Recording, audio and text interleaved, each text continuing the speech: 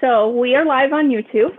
All right. And we have posted on we have posted on Facebook that we are over on YouTube, and people are coming over to watch. So we will have people watching, and then I will later this evening post the YouTube link on Facebook also for anyone who missed it, and make sure all you guys get tagged on it. Again, I'm sorry, it's completely out of our control. It's just, that's why we have YouTube set up to stream also, just as a backup. That's so right. That's what I will go ahead and get everyone introduced, and we'll do this event, and then we will make sure to get it posted everywhere later if we have lower viewership just because of this.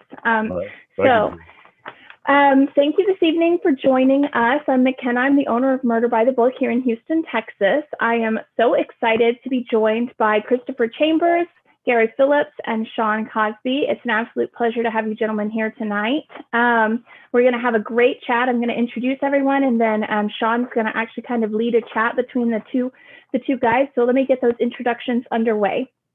Christopher Chambers is a professor of media studies, as well as a novelist published through Random House, MacMillan, and Three Rooms Press.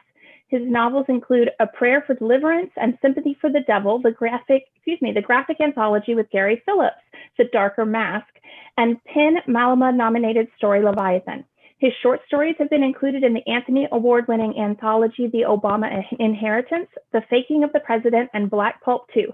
Professor Chambers is a regular commentator, contributor on media and culture issues on SiriusXM Radio, ABC News, and HuffPost. He resides in Washington, D.C. with his family and German Shepherd Max. His new book out today is Scavenger. Hello, Christopher. How are you? Hello. Great to be here. Thank you for being here. It's my pleasure. Gary Phillips is the son of a mechanic and a librarian. He was weaned on too many comic books, Dashiell Hammett stories, reruns of the original Twilight Zone, and experiences ranging from community organizer to delivering dog cages. His 1950s set graphic novel, The Be-Bop Barbarians, riffs on race relations, jazz, police brutality, and the Red Scare. His novel, Violent Spring, was the first such mystery set in the aftermath of the 1992 civil unrest, and he edited the Anthony Award-winning anthology, The Obama Inheritance. He is story editor on FX's Snowfall, about crack in the CIA in 1980 South Central, where he grew up. He's here to talk about Matthew Henson and the Ice Temple of Harlem, which you can pre-order on our website. The link will be in the comments. We don't have a display copy. It's out November 17th, and like everything Gary does, I'm sure it's going to be fabulous. S.A. Cosby is a writer from southeastern Virginia. He recently won an Anthony Award for Best Short Story. He resides in Gloucester. Where do you live? That's close enough. All right. I was worried it was the British pronunciation, and then I'm like, I don't know. When not writing, he's an avid hiker. Nothing British about that part of Virginia. I knew it was going to be wrong, no matter what I said. All right. You did great. Thank you. I tried. So his new book is Blacktop, Wasteland, which you've probably seen him on here talking about a couple times, and is not to be missed.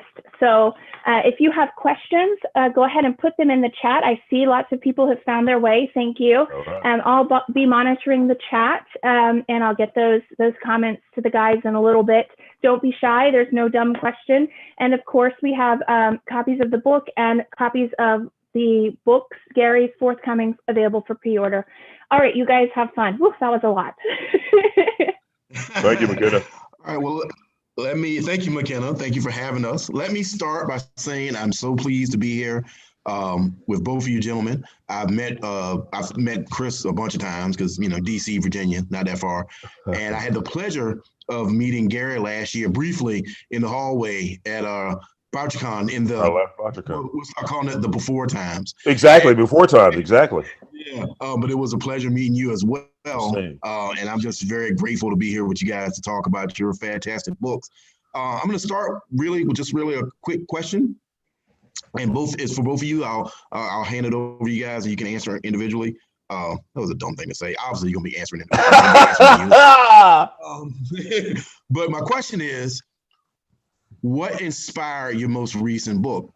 For you, Chris, is Scavenger, and for you, Gary, is Ice Temple of Harlem, which is both of those are fantastic titles. So whoever wants to go first. Chris, you go first. Well, Mine is, is about a homeless addict in DC who, gets swept up off the street by a rather, sociopathic, very rich person, cleaned up, and is tasked to be an amateur sleuth. And he's got to learn that. And he has to learn that, and he has to learn about a lot of other things, to his horror. But you can see in some of the earlier chapters, some of this stuff is based on real experiences when I've gone out and talked to these guys, not that far from my house here in DC on Georgia Avenue. There were two guys out on the street talking about, they were sleuthing basically. One guy had gotten ripped off by some kids, and they were trying to sleuth, how this happened, because they knew they couldn't go to the police. And they had counselors and stuff like, people like that. They weren't going to go to them. So they were working through it. They were working through it with some, amazing, Sherlock Holmesian deductive skills. You could get through the language and the MF word every 5 seconds. And it was, and you could tell that at least one of them was fairly educated, and then the bottom dropped out at some point. The other one was a little more sketchy, but and I started to think, wow, what would this be like as a story? And I knew what the challenges would be, but because it would have to be kind of hard boiled and very verite and very kind of scary. But that's where it came out of. It came out of a real life experience. Oh, very cool. I've read the book and I really enjoyed it. And for you, Gary, I'll preface that question with, I'm a huge fan of early pulp fiction. So good. I'm a huge fan of like Doc Savage, and yes. the Avenger, yes, and all of that. So I actually wrote what some people call a genre diesel punk novella. That was about a reimagining of Othello. So when I saw, Matthew Henson, who also is one of my favorite historical figures, I'm dying to know what inspired you to write that. Well, thanks, Sean. And as was mentioned about in Chris's bio, Chris and I have been in several anthologies together. He and I co-edited The Darker Mass several years ago for Tor, which was kind of about sort of prose superhero stories. But in particular, we've been in Black Pulp, which is an effort to, as the name implies, to take these pulp tropes and kind of reimagine them with people of color, Black folks and others in the 30s, maybe the 30s, even into the 50s. But as we know, the pulps then in the 30s were very, obviously very white oriented. If there were people of color, the Avenger actually being an interesting difference, right? Instance variable in the mix. But generally speaking, if Black folks showed up, they were just shuffling stereotype and what have you. So all that to say is that for some scared natives, yeah, for some odd reason or another, I got to thinking about Matthew Henson. And for people who don't know, Matthew Henson, as Sean alluded to, was a real life figure in history. He was among the 6 men who reached the North Pole. Everybody knows the name, or most people know, if they know the name about the North Pole, they know Robert Peary, who was the leader of the expedition, who was the white guy. And they certainly don't know the 4 Inuit gentlemen who were also part of that expedition. And so at least if nothing else in my book, I give those 4 cats their due in the book. And as well as then I take Henson, who got short shrift in history, as we know, in terms of accolades about that achievement, and actually just wound up, in fact, he did wind up living in Harlem. He lived in Harlem. He was from Baltimore originally. He lived in Harlem when he came back from the pole. He wound up living in Harlem and working in the customs house as a clerk. It's fairly, obscure kind of, just a very normal job, but nothing like the headlines that Perry got. Although he did get some play, in the black press. So there is that. And so in my effort, like we do with a lot of our historical figures, be it Wild Bill Hickok or the Earp brothers, Jesse James, etc. I thought I was going to give him the mythological treatment. And so the story is set in 1928. So this is about a year before the big crash and the start of the Great Depression, where most pulps, as we know, came out of the Great Depression, started around 31, 32. I think the first Shadow predates Doc Savage, and I think the Shadow story comes out toward the end of 31, or at least somewhere maybe in the beginning of 32, and Doc shows up in 33. Anyway, all that to say is that Harlem Renaissance, Dutch Schultz is trying to muscle in on the numbers racket. Queenie St. Clair, who was another real, Dutch Schultz was a real figure. Queenie St. Clair was another real figure. Stephanie St. Clair was one of the bosses of the numbers racket. Bessie Coleman, who was the first Black woman aviatrix, shows up. Hell, Nikola Tesla shows up as well. And because I gotta have a Tesla. Gotta have Tesla. Gotta have gadgets. All that to say that it's all in the mix. And the thing that kicks off the story is Henson is a kind of adventurer for hire, and he's brought on by a controversial spiritual figure, Daddy Paradise, who's actually based on the two real figures, Father Divine and Daddy Grace, to rescue his grown daughter who's been kidnapped by Dutch Schultz, and you'll find out why that is. But we start the story with that. He rescues the grown daughter. That kicks in the plot into gear, and then all these other characters sort of show up on stage. That's fascinating, man. I tell you, the thing that I like about both of those ideas, both those books, is that again, like you alluded to, people of color, Black people are not, for lack of a better word, either like say shuffling, step and fetches, or magical Negroes that only exist to give wisdom to, the white tortured character. That both of the books, are put people of color center place. Chris, for you, the thing that I found unique about your book is that it's mainly second person, and that's a very, for me, a very scary way of writing a book. But you do it wonderfully, and I was wondering what inspired you to use that type of structure? Well, I wanted to do something different, and George Pelecanos was on my launch call, and I'd been kind of consulting. He's DC noir all the way, and so he's kind of like a spiritual godfather. But even he said, be careful. I think a cat named Kenji Jasper, who has been, my friend for a while, had experimented with it with his novel Nostrand Avenue, and so I decided, I'll give it a try, and he gave me some advice, but it was basically just to do something different, and it fits the story because, one, to do something different. Because I wanted to break out and do something different. As Pelecanos said, noir is kind of face the wall, so we got to bust through the wall and evolve. So why not evolve to that other level where somebody else is telling the story? Well, I have a homeless vet who's high on Kush and Mickey's Green Grenade, so that is tailor made for a voice in your head. Right. And so that voice in your head is the second person narrator, and then you can play all kinds of games with that because you have an unreliable narrator. Right, that's true. You have a narrator who can lie. You have a narrator who can say, and you guys have read the book, who can say the most terrible things, but it's not your protagonist saying it. It's up here, because of his background and his family background and his trauma. So you can play around with it. But the dangers, of course, are it's tough as hell to write. And then you have a situation where you could alienate a lot of readers. I mean, I've had people in book clubs say, look, I love your books, but my girl down the street said, I don't know, that second person's scary. I don't know, I'm gonna go back and maybe read another Ticklet book because that's too scary for me. I don't get it. I don't understand it. And I get that. But I felt, as I was talking to Pelecanos, I felt it was time to break through a wall and try to do something different.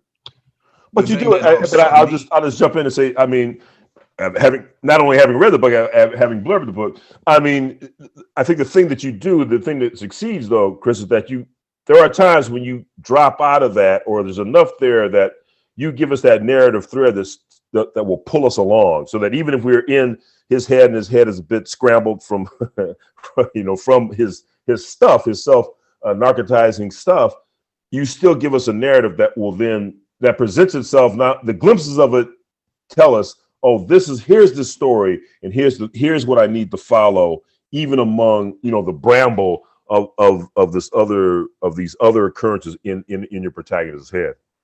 Well, it's also, yeah.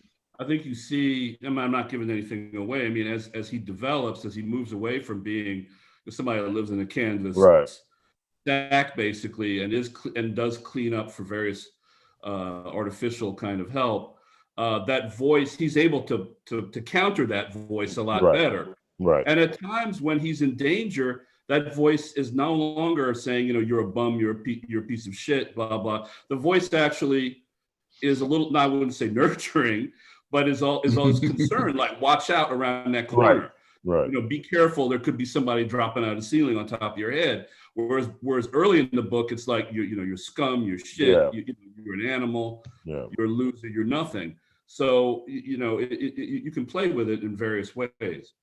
The thing that I took from it, reminded me of, it had, to me, as I've read the book and blurbed it too, it had a little bit of, I don't know if either one of you ever seen the movie Mr. Brooks with Kevin Costner and William Hurt. Oh, right. Yeah, yes. Yeah. That second person insular internal monologue reminded me of William Hurt's character, when him and Mr. Brooks have conversations about what he's going to do and so on and so forth. Anybody hasn't seen Mr. Brooks, very underrated movie, check it out. There you go. Gary, you mentioned, like you said, the Shadow and Doc Savage and the Avenger and all of that. And I know that you were a huge comic book fan growing up. When you were coming up with the idea, the narrative with the Matthew Henson, did you feel, because even though it's a fantasy, obviously, did you feel constraints within the narrative, because we're talking about a Black character in 1928 in America? right. There's only so much fantasy one can get away with. Well, I tell you, to prepare for the book, I read Henson wrote a book. It was published in 1912 originally. It was called a Negro Explorer at the North Pole, and it's very modest, right? It's very tame in its telling, and it's not really a biography. It's really just a memoir of his time with Perry, because this is really the 8th attempt when they finally make it to the pole. So there's various attempts, right? They've mounted various expeditions over the years to try to make it to the pole. All right, I read that book, but fortunately for me, the copy of the book that I got has this great introduction by a professor. He was a kind of a Hensonologist, S. Allen Counter. And Counter wrote a book. He was a hard scientist. I think he was like a neurophysicist or something, but he was like a big Henson follower. And he himself was Black. And Counter wrote a book called, the subtitles, I got the book sitting around here right on this bottom shelf, which I'm not going to reach for now. But anyway, it's Black, White, and Eskimo. Oh, no, I think it's called, that's what it is. North Pole Legacy, Black, White, and Eskimo. And in that book, what Counter reveals, and I guess it was somewhat of an open secret, is that both Henson and Perry had Inuit children, because, it's the nights are 6 months long in up at the top of the world. And Henson was at least, he was in between. He was married 2 times, but he was divorced. And now Perry actually had the missus along a couple of times. So again, I don't know. I guess he just disappeared for days or whatever. I don't know. Anyway, and Counter, and this is in the 80s.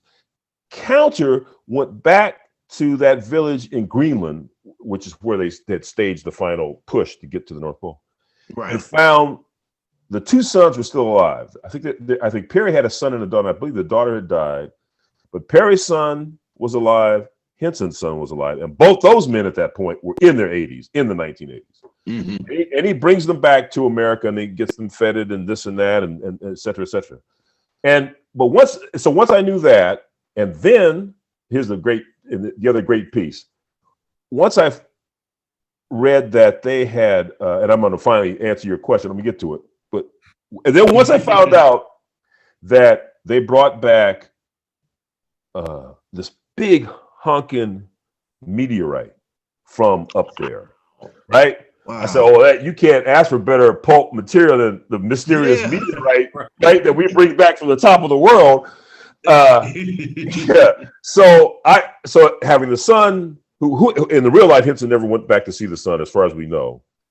But in my version, one of the things that's driving Henson, this is going to get to the question. One of the things that's driving Henson in the book, his emotional pull, is he's determined, because Henson himself was kind of really like an orphan, because he ran away from, it's like a Dickens story. He ran away at 12 from his cruel stepmother to become a cabin boy. That's how he gets to the ocean. And in the book, I have Henson not, he's determined that he's going to be a better. Not that his dad wasn't cruel or anything, but his dad just died when he was young. He realizes that his son should not. In the book, the kid's like a teenager. He's seen him a couple of times, but now one of the things that's driving Henson to get back to him is to be a good father, right? To be a father to this boy, to not have this boy who was half black, who on appearances who looks Asian, right? Because he's Inuit, and the actual son did look very Asian. But understanding that he's got to be an example and a model, and understanding that you're right, that all that to say is that in the mix of, in this world, Henson understands that he is somewhat, in my book, he's a star in Harlem, but he also understands he's a black man in America. And once he sets foot outside of Harlem, he's just another colored guy, walking down the street, subject to the vagaries of a colored guy walking down the street. And so I play with that tension, that underscoring is always there, even though I'm not, overt about it. I always want it there a little bit, understanding that Harlem is the world that he exists in. And even the world of Harlem, where you have white cops, he still has difficulties, navigating that terrain. That's fascinating. Yeah. I tell you that you were talking about that book. I remember being a little kid, and my grandmother had an issue of Ebony that had that whole story in it. It was whole story of Henson's children. Yes, and they had pictures of their sons, and they talked about them being up there. So that's great. That's incredible. That's wonderful. Incredibly fascinating. Right on. Hey, Chris. So for you, we'll go back to Scavenger. Having read it, and like I said, enjoyed it. It is a very coarse in some areas. It can be dark. The language, like you alluded to earlier, is very rough. I know this is kind of an open-ended question, but what books inspired you, or what books gave you inspiration when you were writing this book? What books do you feel there's a direct, maybe not a direct, but what books are on the tree that are part of the branches that created Scavenger? Well, the DNA of everybody is in it. I mean, the DNA of Gary is in it. The DNA of is in it. The DNA of Pelicanos, right? I don't want to forget the ladies. Like Eleanor Taylor Bland, or Valerie, or Barbara Neely, or current people now like Rachel, and et cetera, down the line. But again, I wanted to try to break out and do something different. And, so it's almost like a dinosaur becomes a bird. And I don't mean to say that all these people, including Gary, are dinosaurs in the negative sense. They dominate the world. But I mean, I wanted to move on to a different creature. Right. So everybody is there. My spiritual guide, believe it or not, was, I know this is going to sound very obscure, but I always liked these heroes who were incredibly flawed and troubled, and might not even live to see the end. And one of my favorite movies of all time, it's going to be an obscure reference, is called The Sand Pebbles with Steve McQueen, which takes place in the 1920s in China. He's an American sailor. And he's the hero and protagonist of the book, but he does some terrible things. Some terrible things happen to him, and he doesn't even survive the end of the book. But he is a hero in the classic sense, And so I always that imprinted on me at a young age. And I don't know, probably one of my uncles on both my dad's and my mother's side. I hope my dad's brother, who's in Houston, is watching now. Would let me see these movies, and that imprinted on me. So I'm sorry that's an obscure reference. No, that's fine. No, that's fine. It imprints on you. So everybody's in this, and I think the essay that I wrote for Crime Reads about Invisibles. I mean, I did say that, like there'd be no Dickie Cornish without Easy Rollins or Socrates Fortlow. That is a fact. Mm-hmm. But I'm talking about, something more ethereal that I wanted to jump off from. So everybody's there. Y'all are in there. But I wanted to jump off and take it to another level, using everybody here as a foundation. I felt one of the things, I don't know if it was an influence, but what I got a feel for it when I was reading, it had it was very similar to George V. Higgins' work. The Friends of Eddie Coyle and books like that, where it's heavy. I guess you call it dialogue because he's talking to himself, but it's very heavy dialogue driven. And I love stuff like that. Anybody that reads anything I wrote knows I love to talk and I love to write about people talking. But I felt that, and they made a great movie out of one of George V. Higgins' books one time. It's called Killing Me Softly. And there's something very talk about underrated. Oh yeah. Yes. Oh my God. Incredibly underrated film. Woo! And there's something in Scavenger that has a like you said, almost a spiritual connection to the ideas and stuff in that book. So that's what I got from it. But Brad Pitt was I mean, that's his best movie. Now that's a crazy rugged little film. In fact, it just showed up again on somebody's list. And you're right, man. Me and my buddy went to see that. And I think we were like 8 people in that theater to see that movie, man. And that was the week it came out. Oh my goodness, yeah. I love that film, by the way. Yeah. I love that film. I love the look of it. I love the almost sepia tone. There's a certain graininess to it. But anyway, I can talk about that all day. Right, and the most realistic beating I've ever seen on the screen. Yeah. Oh my Lord! Ooh la la! It looks like a real fight. It looked like a real fight. Yeah. Well, I will say this. I mean, I the only contrivance in the book that I can think about was that I did want to set it in winter. Yeah. Because it's bleaker. It's a bleak, and Sean, you've been up here to the Capitol in the wintertime. If you're not hanging out at the parties around the monuments, it is a bleak, awful place sometimes. Yeah. And I did that on purpose. So that kind of feeds in. I mean, it feeds into, like you were talking about sepia tones with Higgins' the movie and Higgins' work in general. I mean, that I did want to kind of convey that. So I did kind of invent that based on what, those books. But the rest of it, it works. It gives it a certain atmosphere. People always complain whenever somebody complains about Blacktop Wasteland, they complain about how hot it is in the book. They tell you don't read your reviews, but I've read a couple of good reads where people are like, God damn it, I know it's hot. Why you gotta keep talking about it? It's like, because I'm from the South and it's hot all the damn time. Jesus Christ. You sweat staying still. Anyway. A lot of people don't.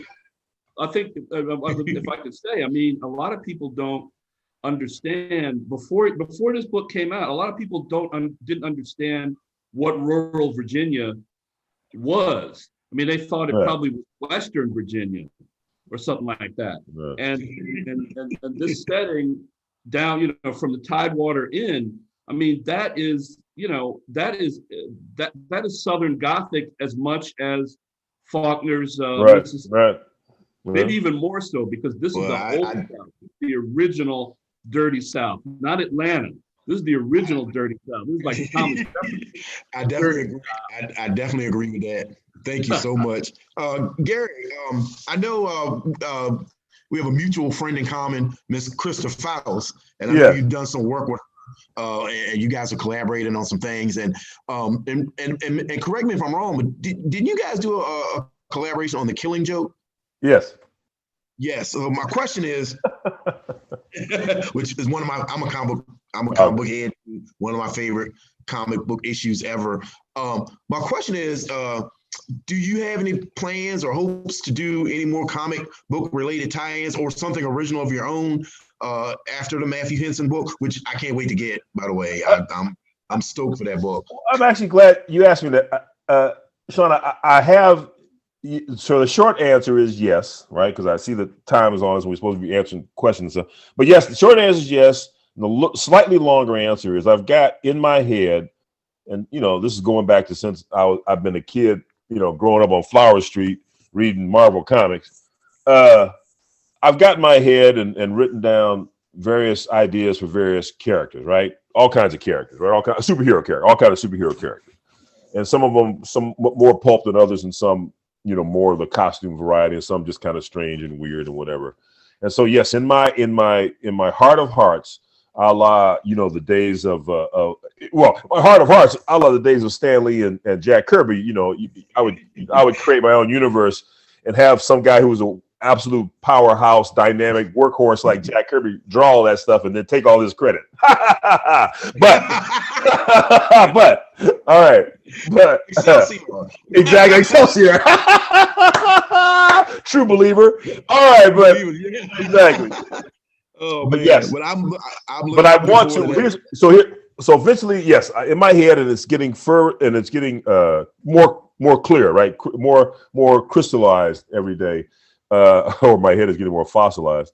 I want to do a book where, yes, it's a kind of shared universe, and maybe each chapter would talk about a different character, or maybe like the old days of Marvel, a couple of those characters would cross paths and they would fight. They would fight because they would misunderstand what the other one was doing until they, then they work it out. Like Daredevil and Cap would battle it out sometimes, and then they would, make it up, and then they go after the bad guy. So yes, in my head, my idea will be to do that, and then it maybe even have it where you would be, some of it will be prose and some would be sequentials, just be comic strip stuff, and then anyway, so that's the big secret wish. That's fascinating. Yeah, we may have to talk after this, because I definitely am interested in trying to work something out in some kind of comic book form. Right on. I mentioned it to Alex Segura. Everybody doesn't know Alex Segura, the author of the P. Fernandez series, and great writer. He just won an Anthony Award, but definitely have an interest in doing some kind of. And he's an editor at Archie Comics. Yeah, editor at Archie Comics. Right. So, but yeah, we may have to talk about this later. One more question before we grab McKenna and bring her back for audience questions for both of you guys. What are you currently reading, or what do you want to read that you'd like to share with anybody? Anybody can go first. Well, funny you should ask. I was reading a lot of Marvel comics, because I'm going to do shameless self-promotion. My story, I Shuri, is going to be in the next Black Panther Tales of Wakanda. Oh, wow. Shuri goes to East Baltimore and ends up with Namor down at the bottom of the ocean. So yes. Wow. Fun. Very nice. Congratulations. But I had to read a lot of that. I'm reading Alex's Star Wars standalone about Poe Dameron right now. Yeah. And the question was, what do I want to read? Yeah. Also, I don't know if I want to read anything else. I'm so busy. I want to finish Blacktop Wasteland, because people in my family keep stealing it. There you go. That's right on. So I want to finish that. I definitely want to finish that. But I mean, but it's one of those books that people steal, and you know how folks can be. They don't want to buy their own. That gets yours. But I want to finish Blacktop Wasteland, and I want to read Matt Henson, because I know Gary stole the idea from my book. She-Devil. That's right. That's Rocket Crockett. That's right. See, it's like the Lizzo thing, but but that's basically what I'm trying to. I'm definitely reading Alex's Poe Dameron book, because I love those things so much. Gary, you got anything you want to shout out or? Yeah, just shout out real quick. I just read a couple weeks ago this great book, Jack Kirby: An Epic Life of the King of Comics by Tom Scioli. And Scioli himself is a comic book artist, and he does it in comic book style. He talks and he just tells the story of Jack Kirby, Awesome. a lot of it from Kirby's own words, in interviews. And then also real quick, what I'm looking forward to reading, and I don't think I'm giving any. Well, maybe I won't talk about that. What I am looking forward to reading is I just picked up because I guess I'm in the comics kind of groove.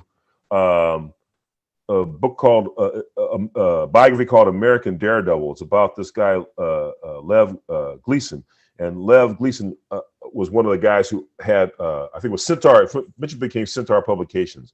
Oh, and wow, it was okay. like one of the minor, comic book companies, but it was actually the home of the original Daredevil, as well as several other characters now who have fallen into public domain. But this guy actually was kind of a very interesting guy, and it centered partly around the Red Scare and his fight for against being censored. So it looks to be, it is written by his grandson, but anyway, it looks to be a very interesting read. Awesome. Well, we're going to ask McKenna if she wants to come back and hit us with any audience questions. Yep, I'm here. Can you guys hear me okay? Yes, ma'am. Yes, ma'am. All right, perfect. Sorry to cut that off. I was sitting here enjoying it.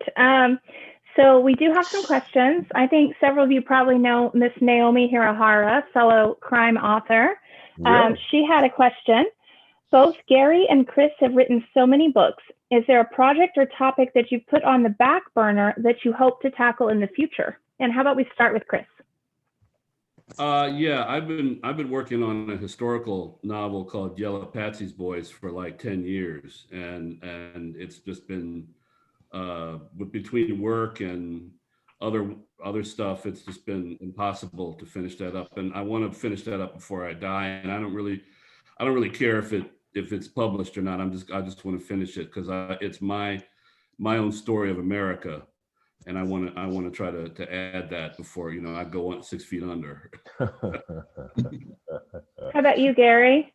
I've dabbled a little bit in writing. I've written a couple of, I've written 3 Western short stories. I guess the longest was actually a short 15,000 word story about Bass Reeves, this fairly famous, now getting to be somewhat famous Black U.S. Marshal, first Black U.S. Marshal during the time of the territories, which was essentially Oklahoma Territory. But again, in the wish list and the things that are becoming a bit more within the grasp is to do it wouldn't be Lonesome Dove. I'm not saying that kind of scope, but something, a Western that has a kind of breadth to it that really talks about a West that often doesn't get talked about. So yeah, that's really one of the things I'd like to really tackle. Sounds fantastic. So Crystal was wondering, out of the books that you've written, which one is your favorite and why? And I'll also add, if you have a book that you think people who haven't read you should try first. So not necessarily your most recent, but what book of your own would you recommend? So which is your favorite and why? And then which one would you recommend to a new reader? Gary, we'll start with you this time. The only novel I've written in first person, it's a noir novel. It's called The Juke, and I wrote it several years ago. And it's about a pro football player who comes back to town. He's kind of exiled in the European League. He comes back to town for one last shot. LA at that time didn't have any teams. We didn't have any teams. Now we got 2 damn teams. But anyway, but he comes back to town because LA's got a new team, and this is like his one last shot at glory. And he has, as one would say, what's the word? What's the proper word? He has, discipline issues, too much drugs, too much sex. Anyway, he's a mess. And Zelmont Reigns. And my wife, who's a lovely person, who I think Gilda, when she was 12, was already reading Chekhov. And I was reading, Captain America comics. She said that book sounded the most like me, which I was kind of taken aback. But so it probably is my favorite because it's very noir. It is first person. And I think it fulfills as Chris was talking about, it fulfills sort of the goals of noir, which is to say your character's on a doomed path and they just don't know it. they just, because they have these discipline issues, because they have, they can't quite, regulate like we should, and so if anything, I guess maybe it is my favorite. I'm not sure, but it also I think it might be a place to start with my book. It's a fabulous book. I've read it. I love it. So I certainly would recommend it as well. How about you, Chris? Well, I'd say, first go out and buy it. That's right. Always be selling. That's right. Yeah. I would have to say my favorite is my first ever Sympathy for the Devil. And the reason is because I had, I was trying to put another spin on what I thought, and this was 2001, the tropes of what we were seeing before, and I had a Black female FBI agent who was young. I mean, and I was playing right off of Tom Harris's books, and I thought, quite frankly, that I paid homage to those books, but I also went off in a different direction. The only problem with the book was that it came out on 9/11. So it's my favorite book because I always thought it was my baby that got strangled in the cradle, and I always fantasize about what it would be like if it hadn't gotten strangled in the cradle. And I mean, it was breaking a lot of rules back then, because it was also breaking rules that Black people, and Walter Mosley's talked about this, Black people weren't supposed to be writing mysteries or thrillers. Black people were supposed to be writing relationship books or street fiction, or the pastor's out having sex with more people in the congregation type books. We weren't supposed to be writing books like this, especially with a title like Sympathy for the Devil. I can't buy a book that has the word devil in the title. So it's my favorite, and I always wanted to see what it would be like if it had grown up. I'll answer that question real quick too. I haven't written as much as these gentlemen, but I have a novella. It's in an anthology called Sound and Fury. Shakespeare Goes Punk. It's available on Amazon. But there's a novella called The Green-Eyed Monster, and it was a diesel punk sci-fi reimagining of Othello. And I set it in 1950s America, but America's divided. The Axis powers took over Canada. There's a disputed border, and Othello is a sky pirate. He's got they ride they ride jetpacks, and they're mercenaries. So Othello and Iago are mercenaries, and it's they're driving like long 1930s style Packards, and everybody's got a blaster gun, and it's probably my favorite thing I've ever written. It was the most fun I ever had writing. So, but has it been published? It's been published. It was published in a very small press about 7 or 8 years ago. I got 100 down.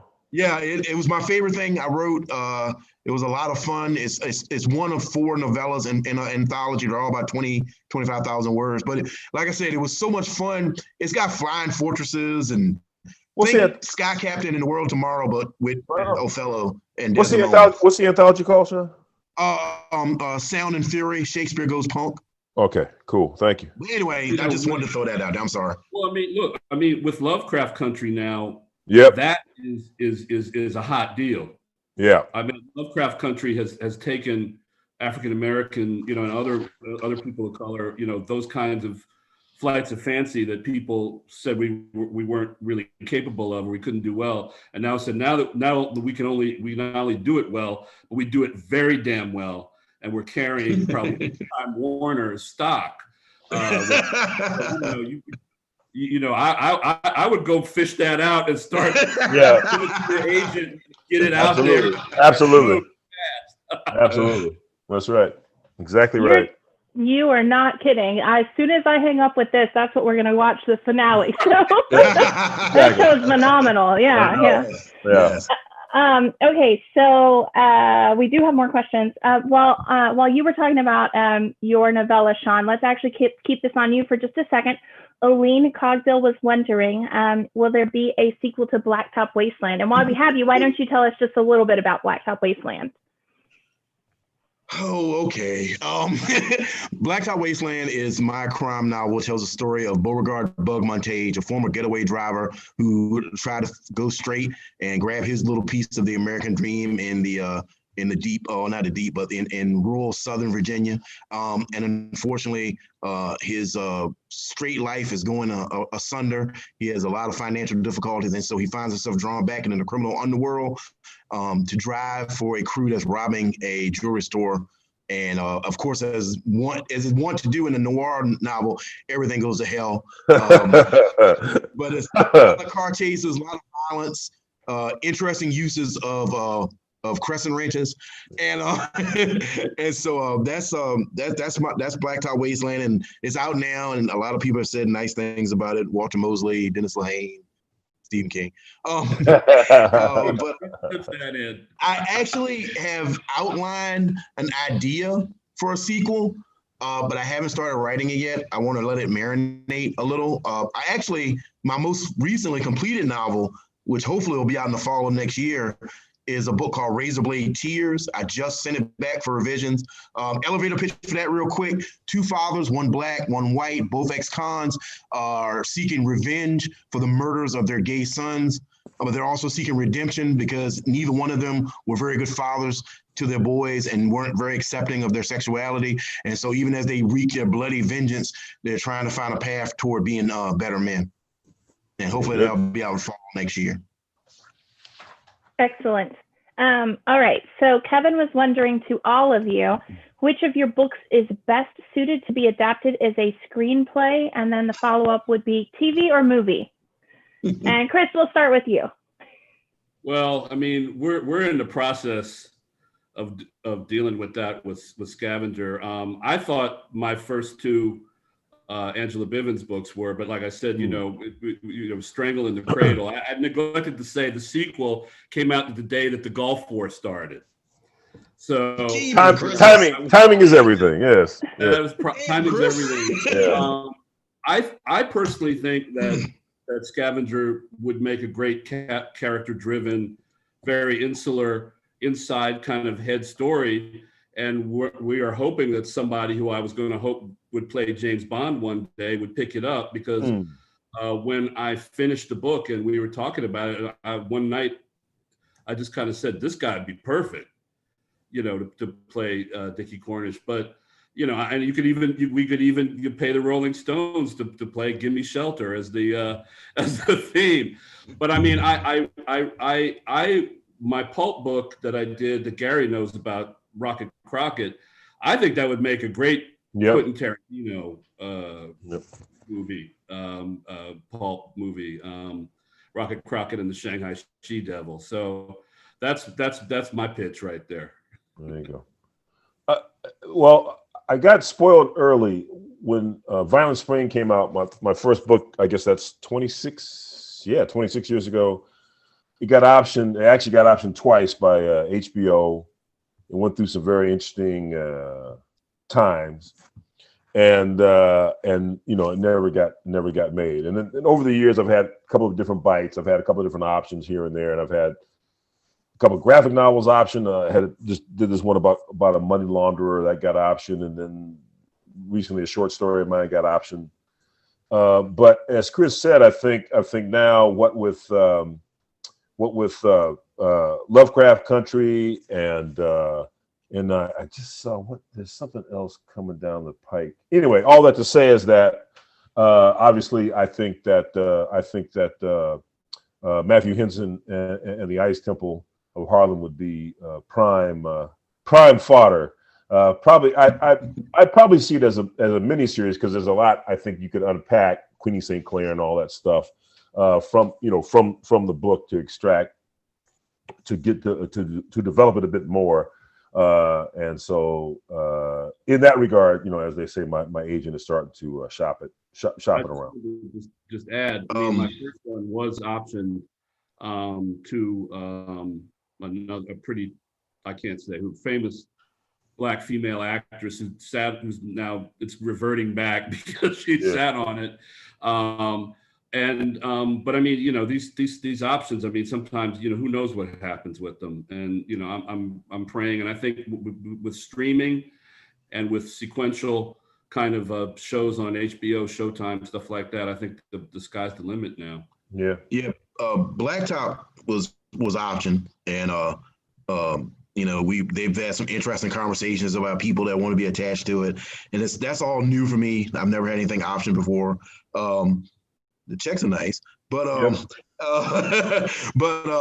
will say this, and as much as I fantasy cast Blacktop over and over again in my head, my other novel, My Darkest Prayer, I have that's a Southern noir mystery that centers around a guy who works at a funeral home.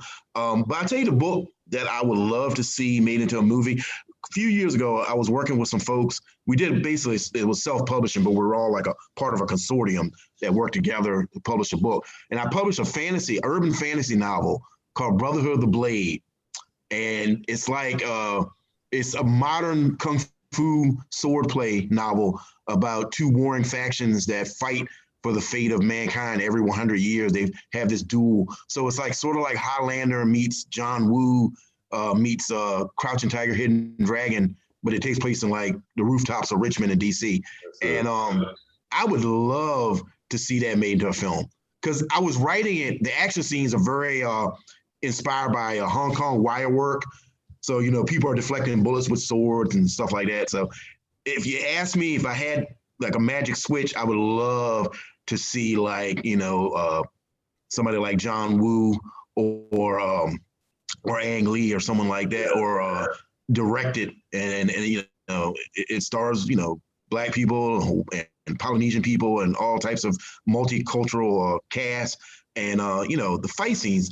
I'm biased because I wrote it, but the fight scenes are really cool. So I have two comments after those answers. Number one, Chris, I now know why we couldn't connect to Facebook. Clearly it has to do with your publication days.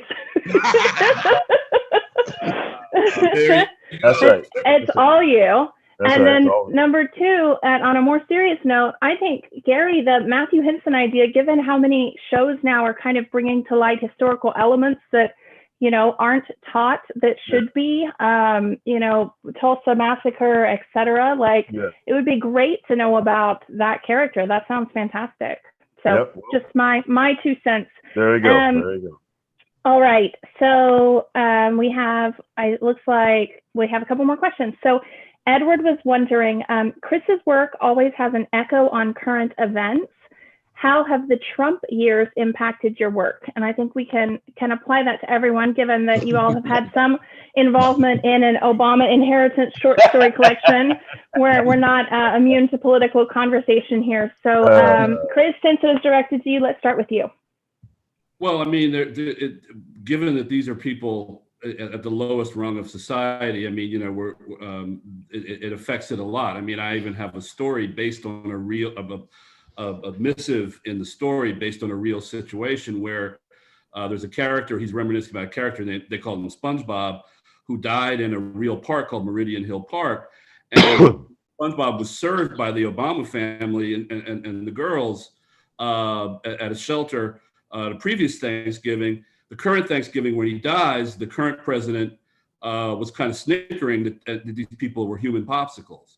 So there's that. Now, this is a true story. Then there's the fact that a lot of these people are being thrown out of their homes. Dickie works on those crews that dump the people items out when the landlord evicts them. The services that they get are being cut because government can't keep up with it, because, you know, the federal money's not coming anymore, and the rich people that are supposedly, you know, putting out all this, you know, largesse, you know, aren't donating, you know, or if they are, they want it to go to something else and not actually feeding and clothing some of these people. So it affects it a lot. That's not to say that, you know, because Dickie has been homeless for about 15 to 16 years. So he was in bad shape when Obama was president. Let's not get it twisted. But it's gone from pretty much terrible to horrible in the course of a year as to how the book is set. How about you, Gary? Go ahead, Sean. Oh, sorry, Sean. Go ahead. Oh, no, I'm sorry. That's all right. No, that's all right. Oh, no, I was just going to say real quick. The thing that I took, I wrote Blacktop Wasteland in the summer and fall of 2016. And I saw the rising wave, especially in the South where I'm at. And I kept being reminded of an old quote, I think it's attributed to LBJ, that, as long as you convince a white man that he's better than the next black man under him, you can pick his pocket. Hell, he'll even help you take his wallet out. And I saw that happening in my community. And I don't overtly reference it in Blacktop Wasteland, but when you talk about the characters of Blacktop Wasteland, there's a character named Ronnie Sessions. And he's a character who is angry that he's poor because he's a white man and he doesn't feel like he should be poor. Right. Never mind, he's, making, soda bottle meth and he's got like 12 teeth with 2 in his pocket. He shouldn't be poor. And so those are some of the tacit issues that I saw with the rise of Trumpism and the rise of the new South going back to the old South and becoming just as bad as the South always could be. So that's my little 2 cents. Well, I think actually that dovetails exactly into perfectly what I wanted to just sort of say, what Sean was saying, which is to say, and also what Chris was getting to, which is, it is very interesting to me having, coming from a background of being a union organizer and a community organizer for years and years, and which meant, a certain amount of socialist thinking and thought and study and what have you, let alone cracking open VI Lenin now and then. And the whole idea that the tenet always was you could get people to vote for their self-interest. And yet, on an economic basis, that seems the Republicans have been masterful at turning that on its head, because in fact, people are voting for their self-interest, but they're voting for it on a cultural tip or on a religious tip, but not necessarily the fact that they're going under with you in the same boat. They're happy to do that because they've got their justice on the Supreme Court, or they got that final vote on that policy matter. So it's a very interesting time, and to try to capture that in any given book, fiction or nonfiction, it seems almost beyond your reach, right? That I'll stop here on my soapbox, but that you could have a president of the United States who has no filter, right? And who quotes QAnon. Whack job, crazy ass conspiracy thing. But he quotes it, and then he'll say, "Oh, I don't really know about it. I understand they're against pedophilia." Well, who isn't against? Anyway, okay, but he quotes them, not just once or twice, and he passes it along as if it were reality. So you can't make it up. You can't make it up. One thing I'll say real quick, and this isn't my original thought. I think it's actually Christopher Faust. I saw it on Twitter, but the idea that you could write a book where a character has a secret file or a secret photograph or some kind of secret evidence, and the conspiracy is we gotta keep this secret, that's gone. You can never write that book again. That's right. You can't embarrass anybody anymore, no. So nobody cares. No. Shit. Anyway. Yeah. I have seen more writers say that their editors would never let them get by with what's actually happening. Exactly. That it's implausible. No, they should just take that out. It's too over the top. You're crazy. Yeah. 2020 could never be fiction because it's just too crazy. It's too crazy. All right. And speaking of crazy things, I have to thank all of you for keeping your hands where we can see them tonight. Yes. Oh, here. That's right. That's right. Holy moly! It's been a wonderful. It's been a wonderful conversation. I think we'll end on that note. On that high note, thank you so much. I've got links in the comments for ordering the books. If you're enjoying these talks, certainly support the authors. Show us that you're enjoying them. Take a look at the website. Support your independent bookstore, damn it. Thank you, Gary. We appreciate that very much. That ain't no joke. Ain't no joke. All right, you guys have a great night, and thank you so much. Thanks, McKenna. Thanks, everybody. Sean, Chris, it's a blast.